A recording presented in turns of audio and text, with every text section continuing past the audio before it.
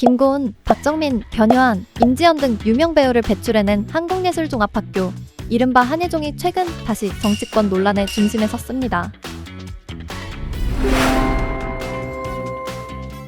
바로 한예종을 서울에서 전남 광주 통합 특별시로 옮기는 내용의 법안이 발의됐기 때문인데요.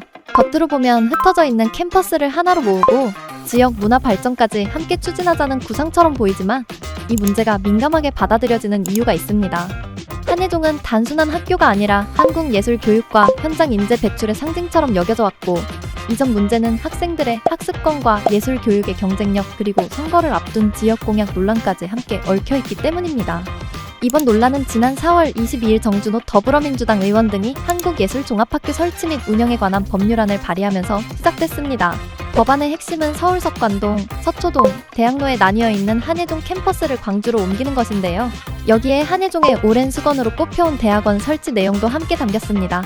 현재 한예종은 일반 대학이 아니라 문화체육관광부 산하의 각종학교로 분류돼 있습니다. 이 때문에 예술전문사 과정을 마치더라도 일반 대학원처럼 정식 석사나 박사 학위를 받기 어려운 구조적 한계가 있었는데요.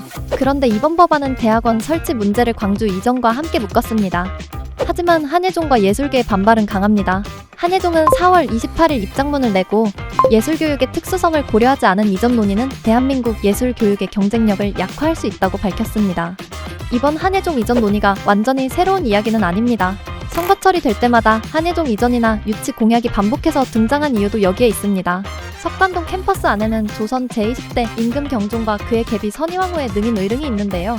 의릉이 2009년 다른 조선왕릉과 함께 유네스코 세계문화유산으로 등재되면서 석관동 캠퍼스 이전 필요성은 정치계에서 오래전부터 제기돼 왔습니다.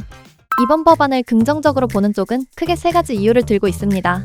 첫 번째, 지역 문화 활성화. 한예종 같은 국립예술교육기관이 지역으로 이전하면 수도권 중심의 문화예술 교육 구조를 완화하고 지역 청년 예술인들에게 새로운 기회를 줄 수 있다는 주장입니다.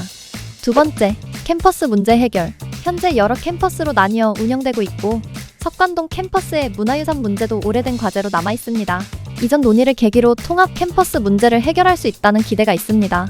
세 번째, 대학원 설치. 한예종 구성원들이 오래 요구해온 석사, 박사 학위 과정 문제를 법적으로 해결할 수 있다는 점은 긍정적으로 볼 수 있습니다.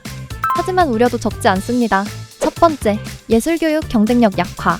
한예종의 강점은 학교 내부 교육만이 아니라 서울에 집중된 현장과의 연결성에서 나온다는 지적이 있습니다.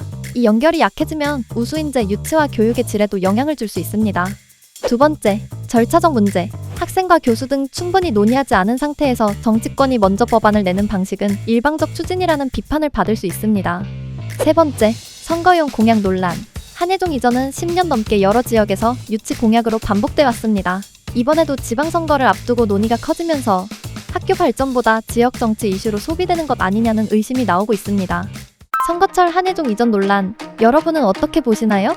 한예종 광주 이전은 지역 균형 발전을 위한 불가피한 선택이라고 보시나요? 아니면 예술교육의 본질과 학교 경쟁력을 흔들 수 있는 성급한 결정이라고 보시나요? 여러분의 의견을 댓글로 남겨주세요.